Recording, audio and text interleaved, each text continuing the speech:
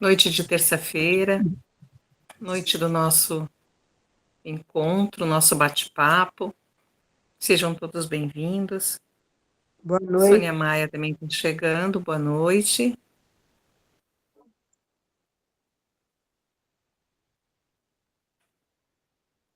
Falta um minutinho para nós iniciarmos.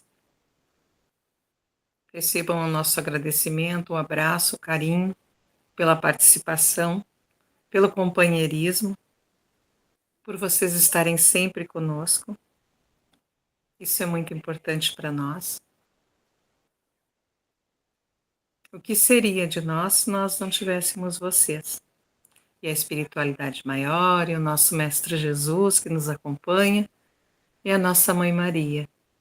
E a todos, os dirigentes espirituais do grupo, a todos que estão presentes. Inclusive os irmãos desencarnados que também estão presentes aqui.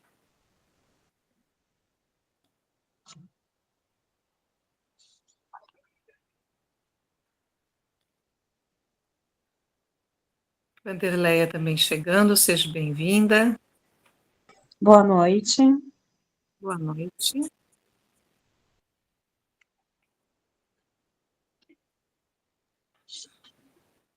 Vou dar mais um minutinho, depois inicio com a oração de abertura. A Jaque também chegou, seja bem-vinda, minha irmã. Uma boa noite a todos para mais um estudo. Obrigada Boa pela noite. recebida aqui. Nós é que agradecemos por tu estar aqui conosco, assim como os demais irmãos e irmãs. Nosso coração é só gratidão pela presença de vocês e pela oportunidade de estar aqui.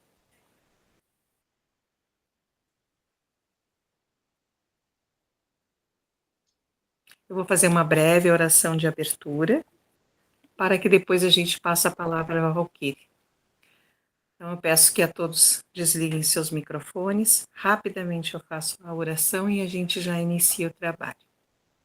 Amado Mestre Jesus, Mãe Maria, espiritualidade maior, os nossos mentores, nossos guias, nossos amigos espirituais, os nossos irmãos que estão presentes nessa grande corrente de oração e de estudo, aos irmãos que estão no plano espiritual e que também nos acompanham, muito obrigada pela presença, gratidão pela oportunidade. Humildemente nos colocamos à disposição para mais este estudo e mais este trabalho. Que o Senhor venha nos abençoar, Mestre, venha nos acompanhar, porque nós sabemos que se nós estamos reunidos aqui em Teu nome e em nome do amoroso e sagrado Evangelho, com certeza Tu estás no meio de nós. Muito obrigada pela oportunidade, gratidão mais uma vez. Peço a proteção de todos e que tenhamos uma boa noite de estudo e um bom encontro. Valquíria, a palavra é tua. Obrigado, Nilce. Semana que vem eu vou postar o tema para que todos possam participar. A intenção é essa, não é monopolizar. São 5 módulos sobre quem são os chamados, que todos são convidados a participar, por gentileza. Nós vamos abrir para todos.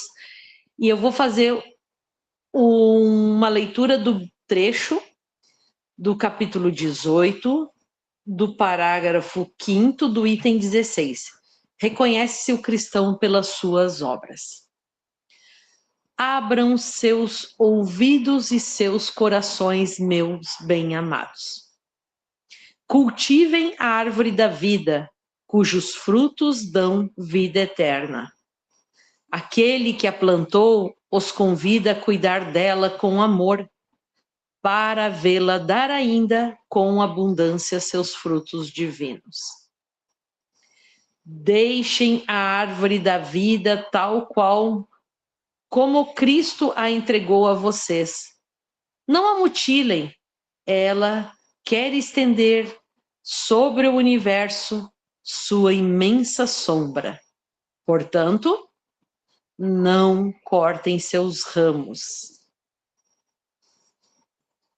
Seus frutos generosos caem em abundância para sustentar o viajante faminto que anseia em chegar ao término da jornada. Não amontoem seus frutos para guardá-los e deixá-los apodrecer a fim de que não sirvam a ninguém.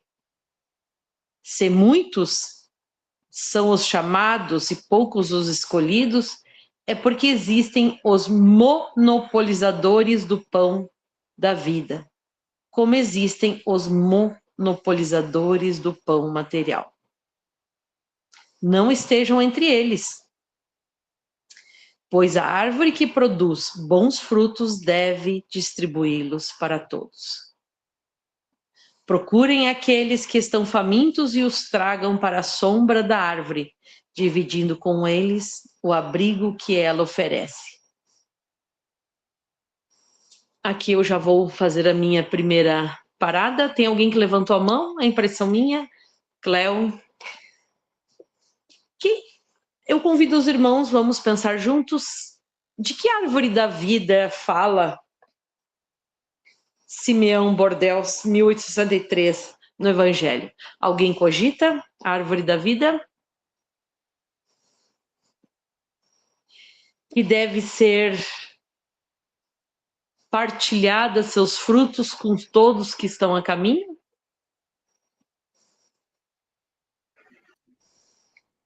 E aí nós voltamos no nosso tema central, que conduz o nosso estudo. Eliane, por favor, quem são os chamados, né? Por favor, Eliane. Quem são os chamados que você quer saber? Somos todos nós. Não é isso? Eu não estou te ouvindo. Você está com o seu microfone fechado.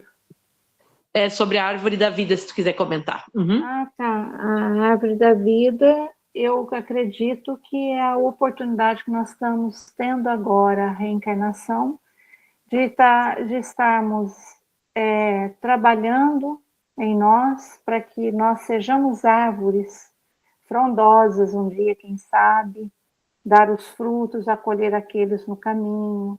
Nesse sentido que eu entendi. Não sei se eu estou certa.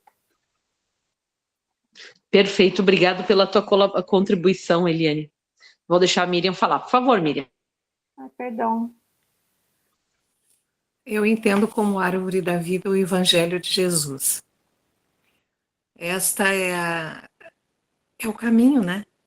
Ele nos mostra o que deve ser feito. Então, no meu entendimento, a árvore da vida é o Evangelho de Jesus, que vai nos levar para uma vida melhor.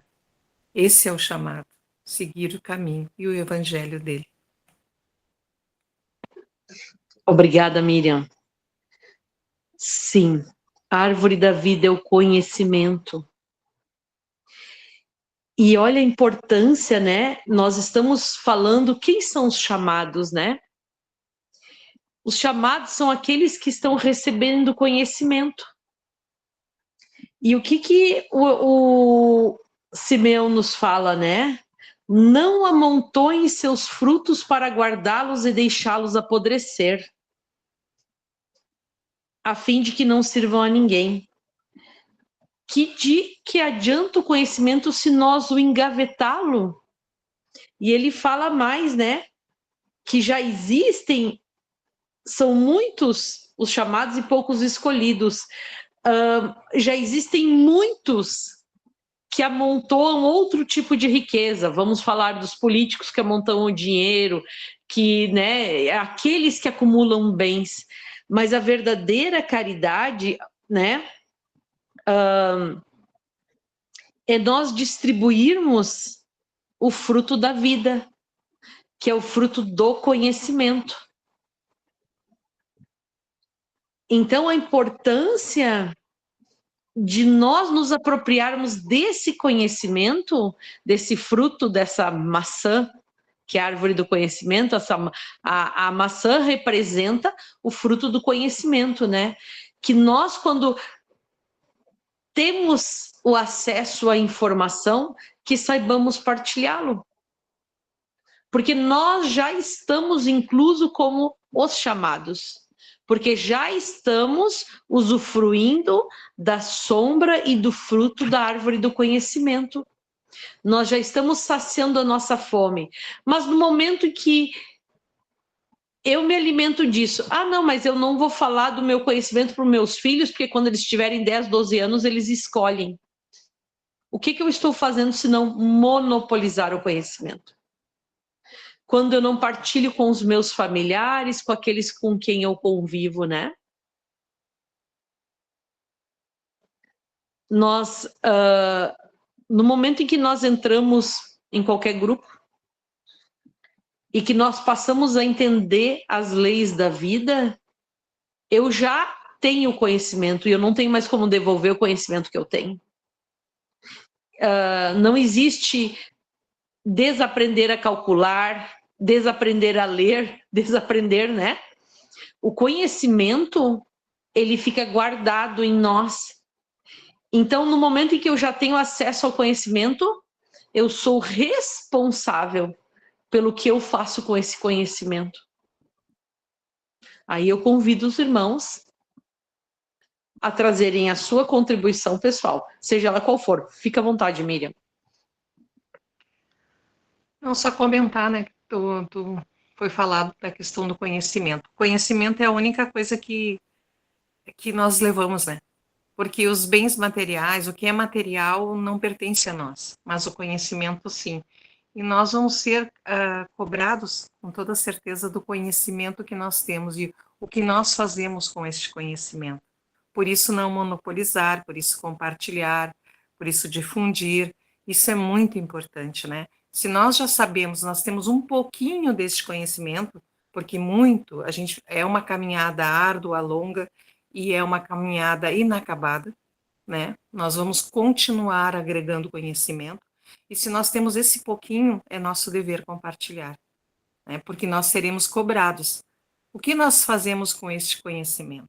Por que nós não divulgamos? Por que nós não difundimos? Por que nós não mudamos? Por que não fazemos a nossa reforma íntima, se nós já temos esse conhecimento? Quanto é importante a gente ter essa noção também de responsabilidade perante o conhecimento adquirido. Essa é a minha contribuição. Miriam, eu vou te fazer uma pergunta. Como tu, muitas pessoas, milhares e milhões, passaram pelas enchentes. Como é que é passar pela enchente com o conhecimento e sem conhecimento? Bom, eu vou te dizer uma coisa. Se eu não tivesse o conhecimento que eu tenho, eu teria me desesperado. Mas, graças ao bom Deus, eu levei, e a minha família levou, como uma experiência. É uma experiência, é um aprendizado, e a gente percebe que o que é material não tem valor nenhum. Nenhum, gente. A água leva, o fogo leva, qualquer coisa pode levar. O que a gente tem dentro da gente é que é importante. E se eu não tivesse, se a minha família não tivesse esse conhecimento de que bens materiais, eles são supérfluos, a gente teria, não digo sucumbido, mas a gente teria ficado baqueado com o que aconteceu. Mas para nós serviu como uma experiência, um aprendizado. E a gente só pode agradecer a Deus, né? Porque foi uma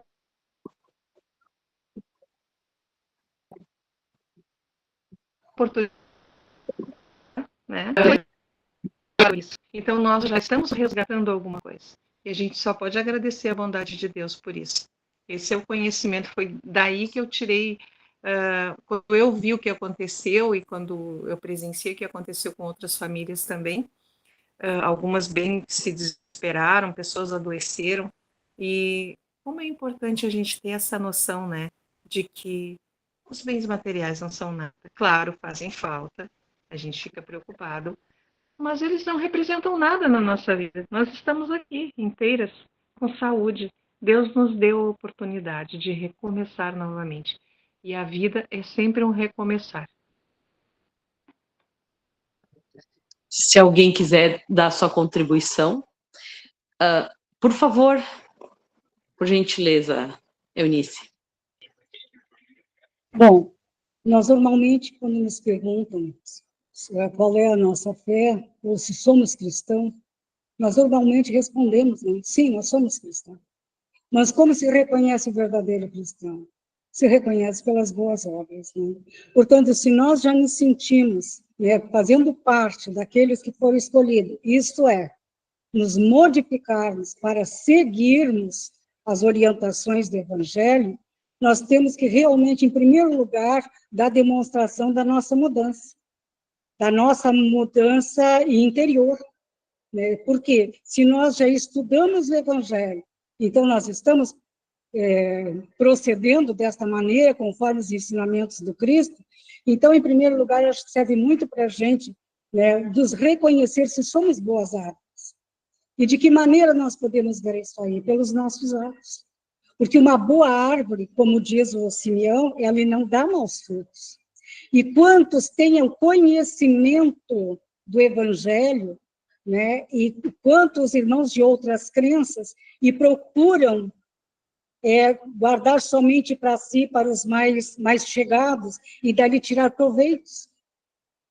Quantos vendem um pedacinho do céu, quantos prometem milagres.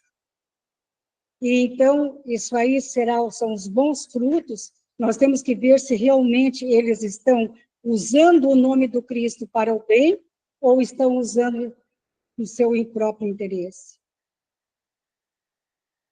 Obrigada, Eunice.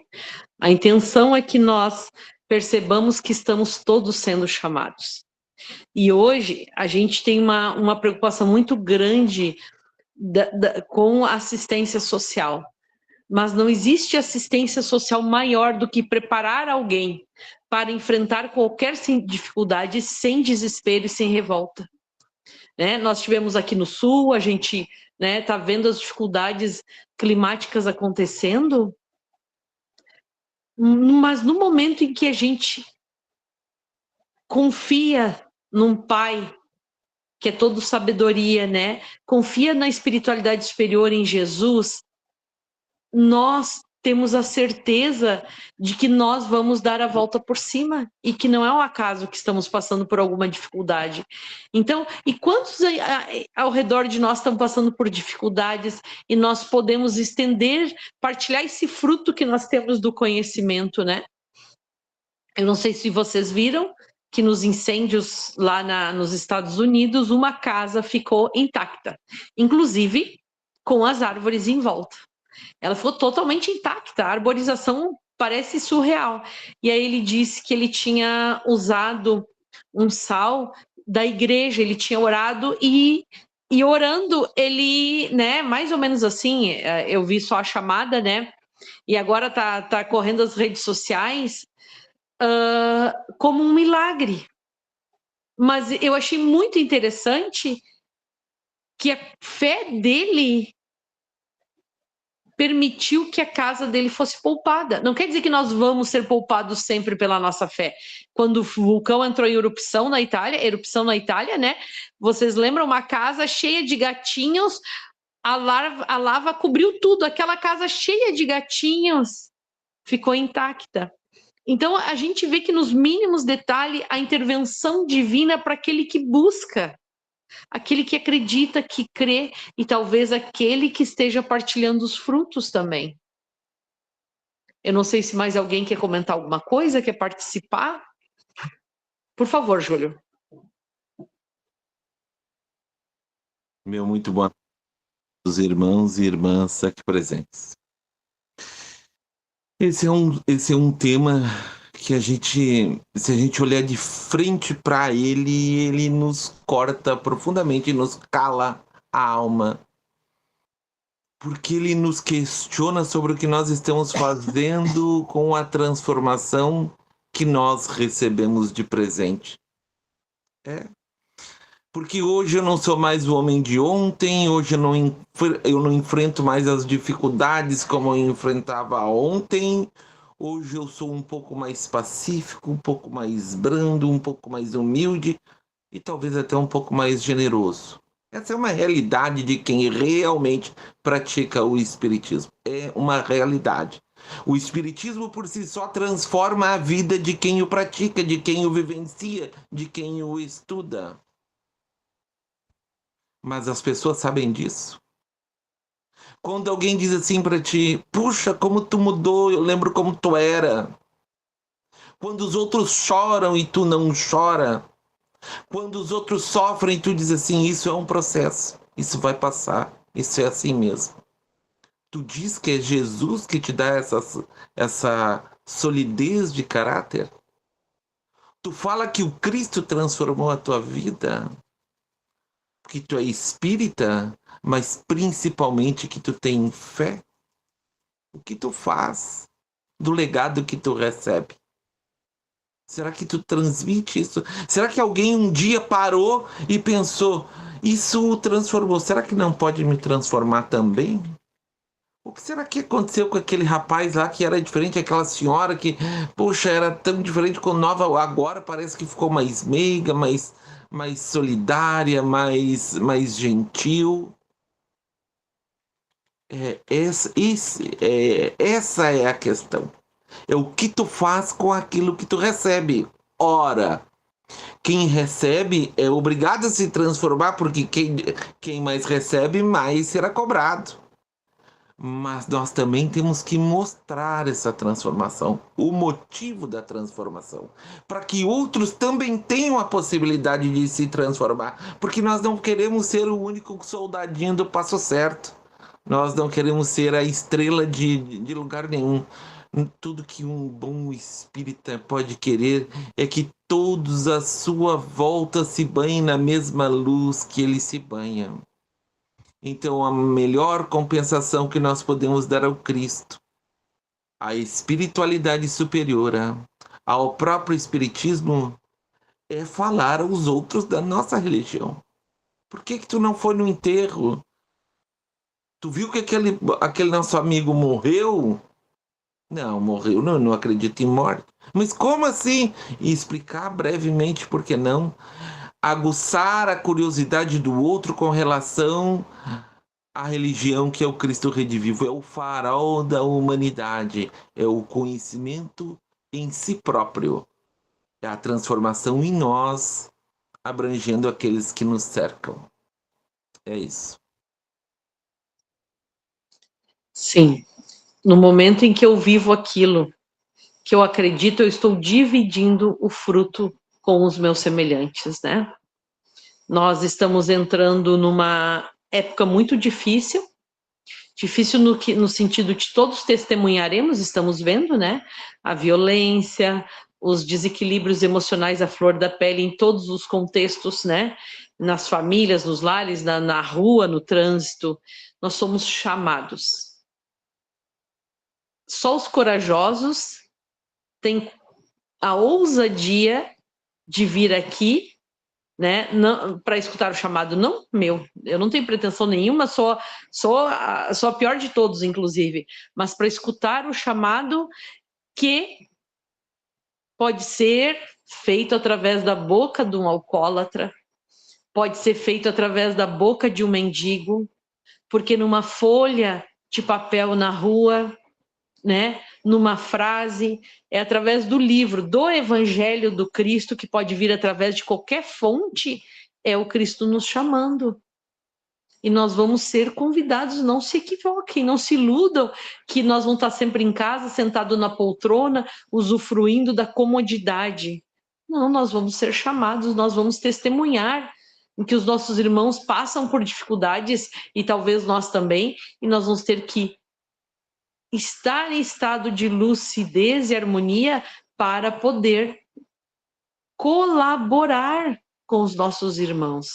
E muitas vezes, quando a gente se mantém tranquilo, as outras pessoas se espelham, se mantêm tranquilos, né? Se eu tenho um ato de coragem, de ousadia positiva, muitos vão se espelhar e se manter corajosos e arriscar uma ousadia positiva. Através do nosso comportamento, nós vamos distribuir as sementes do Evangelho. Alguém quer comentar? A ideia é que, se alguém mais quiser comentar, por favor, é bem-vindo. Quer trazer o seu depoimento, a sua experiência pessoal? A ideia é essa, que a gente faça uma troca de ideias.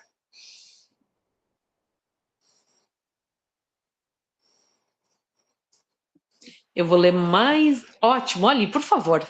Jaque, está com a palavra.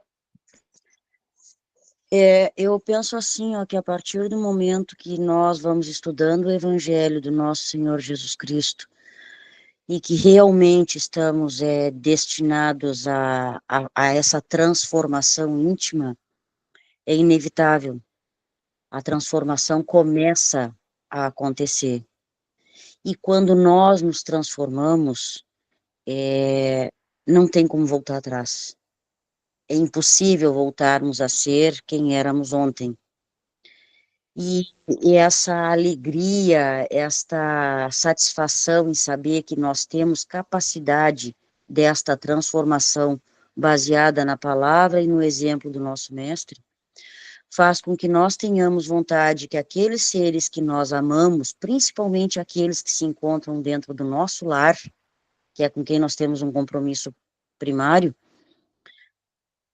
da gente querer transformar a ilusão na realidade, de levar o nosso pequeno conhecimento, mas que nós sentimos uma grande transformação dentro da nossa pequenez, fazer com que os nossos próximos experimentem desta mesma água que refresca a nossa alma.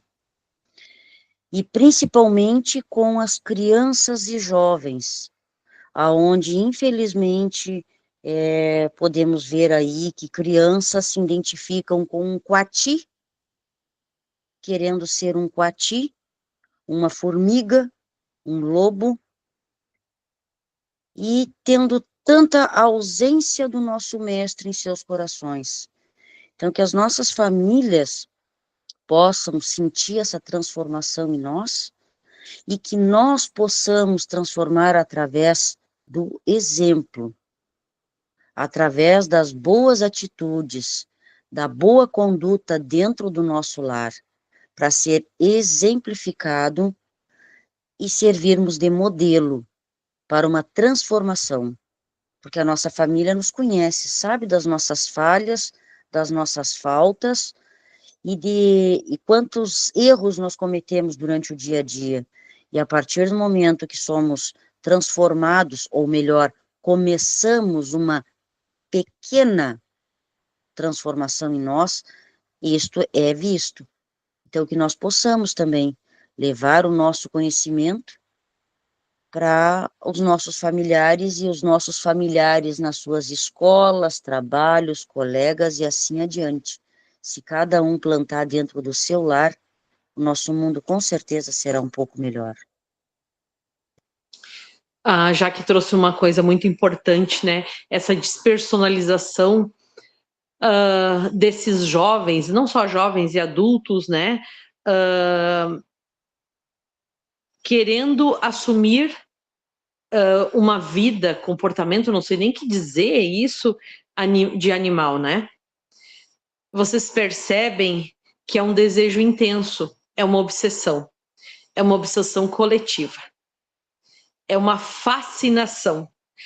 O indivíduo está perdendo tanto a sua personalidade que as trevas estão, né, tal qual descreve André Luiz nas suas obras, né, em que os obsessores atuam numa hipnose sobre o obsediado a ponto de torná-lo um lobo, a ponto de torná-lo um cachorro, um animal feroz, primitivo. E há uma obsessão coletiva no planeta que faz parte da transição. E olha a que nível que nós chegamos. Nós temos vergonha de falar do Cristo, temos vergonha de falar que aqui na Terra estamos em estado de sono, mas nós não temos vergonha de nos comportar como um animal irracional, de andar de 4, inclusive. E naturalizamos o que foge ao comportamento de um humano evoluído, porque no momento em que o meu filho comenta que quando se fala de Deus ou de Cristo na escola dele, eles debocham, satirizam, humilham. Mas para se reconhecer como um animal, tu é adulado. Nós temos que ter muito cuidado com essa normose coletiva, com essa obsessão, essa fascinação coletiva. E só nos daremos conta e estaremos acordados diante desse estado de dormência e dominação se nós estivermos conectados à fonte criadora, ao Pai, a Jesus, à espiritualidade superior. Porque hoje é nos Estados Unidos, agora já está no Brasil, amanhã no meu bairro, depois na minha rua, e daqui um pouco dentro de casa eu tenho um familiar vivendo essa situação. E a banalização dos valores é tão grande que as pessoas perdem a noção da realidade. Então, é urgente nós que comemos do fruto do conhecimento partilharmos. Porque pode até não ser nossos filhos, mas podem ser netos, sobrinhos e ali adiante. Eu passo a palavra para ti, Júlio. Por mais esdrúxulo que possa parecer, e realmente é toda essa situação, existe uma pior ainda. Agora, em 2025, vai começar o processo de... Eu não gosto nem de dizer essa palavra, mas suicídio de jovens. E os suicídios chegarão a números inimagináveis nos próximos anos. Inimagináveis. O número de suicídios será uma das maiores causas-mortes do mundo. Vai matar mais do que acidente de trânsito, mais do que overdose, mais do que assassinato. Não deixemos que isso se instale nas nossas famílias. Conversemos sobre o Cristo com os nossos filhos, com os nossos parentes. Conversemos sobre a realidade da vida que pré-existe após a extinção do corpo físico, que existe após a extinção do corpo físico. Falemos sobre moralidade, sobre ganho de consciência, porque depois é lamento e dor. Só que aí já não vai adiantar mais. O lamento e a dor não vão trazer os nossos amores de volta. Há 10 anos atrás, alguém imaginava que seria proibido chamar alguém de gay? Há 10 anos atrás, alguém imaginava que na novela, no filme, na televisão aparecia com tanta normalidade que eu acho que deve normalizar mesmo os relacionamentos homoafetivos? Claro que deve normalizar os relacionamentos, não os abusos. Os abusos são errados de qualquer forma. Mas as coisas se normalizam muito rápido, principalmente aquilo que contrasta com a normalidade, aquilo que choca. Então, se nós queremos prevenir a nossa família, se nós queremos tomar uma gotinha de antídoto todo dia, falemos do Cristo. Tragamos o Cristo para dentro da nossa casa. Falemos do Cristo com os nossos filhos, mas falemos do Cristo com os nossos vizinhos, que as pessoas saibam que dentro da nossa casa o Cristo mora. E amanhã depois elas nos procurarão. E amanhã depois elas se transformarão também. Porque hoje o Cristo ainda é mais do que nunca condenado e acossado. Mas na hora do tumulto, ele ainda vai ser a tábua de salvação do mundo. Isso não vai demorar nada para acontecer.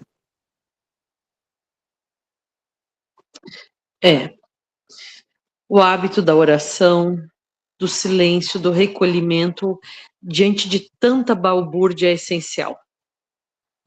Nós estamos aqui podendo usufruir, compartilhar ideias, né? Mas precisamos realmente buscar. Primeiro em nós aqui, eu, Valquíria, como indivíduo pessoalmente, né? Não falar para vocês, mas na vida pessoal. Todo dia, levantar de manhã, me recolher para orar. Antes de dormir, recolher, orar. Para estar em estado de consciência, porque nós estamos sendo engolidos pelo movimento de inconsciência coletiva, de estado de sono coletivo. Esse é o objetivo das trevas. Eles vão lutar até o último instante. Eles sabem que vão perder, né? O planeta é do Cristo. Já estamos ali a 2 passos na nova era. Mas até o último instante eles vão lutar. Eles não vão se render sem carregar quem eles puderem carregar. Na cabeça deles. Então, oi. E quanto mais perto do final, mais ferrenha a luta. Exatamente. Então, a gente naturaliza tudo, a gente acha normal. Não, não é normal. Não é normal um homem de 50 se aproveitar de uma menina de 10 ou de um menino de 12. Não é normal. Não é normal tirar a vida, abortar, não é normal. Nós naturalizamos, mas nós temos que respeitar as leis que são antiguíssimas, está lá nos 10 mandamentos, né? Não matarás, não adulterarás. Nós precisamos nos apropriar e deixar muito firme essas verdades dentro de nós. Pode falar, Júlio. Não é normal nossos filhos, netos, sobrinhos e familiares, a partir dos 7 anos, jogarem videogames e que ensinam a matar. Indiscriminadamente. Matam o motorista do táxi porque estava dentro do táxi, matam o cachorro que cruzava a rua, saem com uma metralhadora na rua e matam todo mundo, normalizando o sentimento de morte. Sim, isso anestesia. Todo mundo aqui já foi um jovem um dia. Quando éramos jovens, a gente tremia de ver uma arma. A primeira vez que eu vi um revólver, eu tremi. Eu tremi, porque eu não estava acostumado. Hoje em dia, tu bota uma arma na mão de uma criança de 15 anos e ela sabe como usar. E não é fácil usar uma arma. Todo mundo pode achar que é fácil, mas quem precisou usar sabe que não é fácil. Porque ele vê no videogame e sabe como fazê-lo. Não é normal. Não é normal pais, avós, tios entregarem os seus filhos para o mal. Isso não é normal. Sim. Alguém quer falar antes da gente encerrar, para que só eu e o Júlio não monopolizemos a palavra? São todos, quem quiser trazer alguma contribuição é bem-vindo. Por favor, Jaque. Não, é que fica aquela pergunta assim, né, quando chegarmos na pátria espiritual, até mesmo antes de chegarmos na pátria espiritual, e que nos vier aquela pergunta dizendo: o que fizeste dos filhos que te confiei? Qual vai ser a nossa resposta? O que vai ser de nós quando simplesmente tivermos que prestar contas destas almas que foram colocadas em nossas vidas? Eu, filhos, não tenho, mas tenho sobrinhos, tenho os meus vizinhos, amo ser tia, e vejo no sorriso de cada criança, que comigo moram 2, de 7 e de 5 anos de idade. Eu amo ver o sorriso deles quando eles estão sentados em volta da mesa, para um almoço, uma janta, uma refeição em família, e que eles me propõem de dar as mãos e agradecer a Jesus pelo alimento. E isto me comove de ver.